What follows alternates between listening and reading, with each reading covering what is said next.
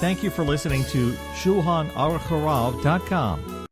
Punishing and disciplining on Shabbos. May one take disciplinary measures or punish a criminal or a misbehaving child on the holy day of Shabbos or not? So a number of Rishonim, the Rambam in Minyan HaMitzvahs 322, as well as Sefer HaChinuch Mitzvah 114, recorded in the Magen Avraham 339 Halacha 3, state that it is a biblical prohibition to give punishments on Shabbos. This refers to the Beis Din in the times of the Beis Hamikdash, that they were prohibited biblically from giving capital punishment on Shabbos. And some learn as well that this biblical prohibition extended to giving Malchus, as discussed in the Magen Avraham. And the reason mentioned in the Rishonim behind this prohibition is, as the Chinuch states, because Hashem desired for everyone to have rest and peace on Shabbos, even the Rishonim. And therefore he biblically forbade giving punishments on Shabbos. We thus find in Chazal that Gehenim seizes over Shabbos, as is recorded in the Rishonim and in the Shulchan Aruch of the Alter Rebbe 295 Halacha 1. Practically, what halachas may be deduced from this biblical prohibition? Does it apply today? And to what does it apply today, if it does?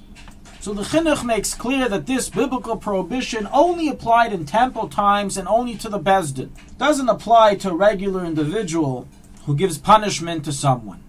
Nonetheless, the Chachamim made a decree against doing any judgment on Shabbos, even for monetary matters, as recorded in the Mishnah in Beitza 36b and in the Shulchan Aruch 3394, the Alter Rebbe 3393.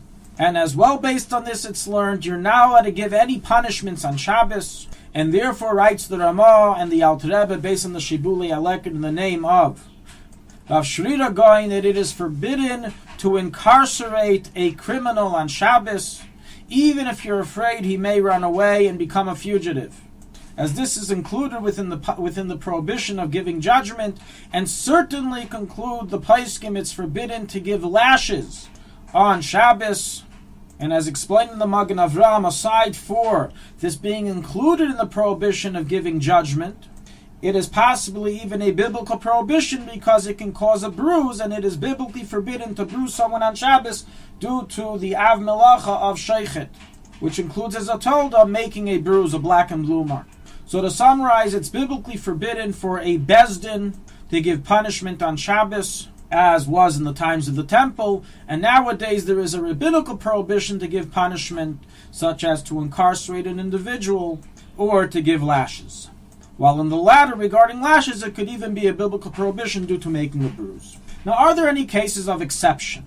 So the Paiskim explain that this rabbinical prohibition only applies in a case that the criminal will not do an offense that causes damage to the public. If, however, he did damage to the public or to an individual, and having him escape can cause the continuation of this damage, then he may be arrested. And thus the Paiskim bring that a man who's trying to run away and leave his wife of an aguna may be incarcerated on Shabbos. And likewise, a man who perpetrated crimes against society such as robbery, abuse, bodily injury, he may too be arrested on Shabbos. Now, what about children? How does all the above apply to a father, a parent, educating or disciplining a child? May he shout at him, put him in his room, put him in the corner, give him a patch, a spanking? Are there limitations and regulations on Shabbos? So there is no restriction or regulation against disciplining or punishing a child on Shabbos. It is not included in the above prohibition that we mentioned. The above prohibition is only in reference to either the Beis Din or the community giving punishment to people of the community, as is done by courts of law. But for a father educating his child for the mitzvah of chinuch, so we go in the proper path, that is obviously not included in the above biblical or rabbinical restriction. Nonetheless, we do find the following qualifications towards this ruling. Regarding locking a child in a room, so it is discussed in some poskim regarding whether this transgresses a separate trapping prohibition. So you're not allowed to trap on Shabbos. The Avnei Nezer in 189 suggests from a Tosfos that perhaps there is a trapping prohibition to trap a child or to capture a child. But nonetheless, from Stimas HaPaiskim, there is no such prohibition of trapping regarding a human, and thus, halacha l'maaseh, it is permitted to send a child to his room or to lock a child in his room for disciplinary measures on Shabbos. Regarding spanking a child, so spanking a child in a way that will for certain not leave a mark is not prohibited.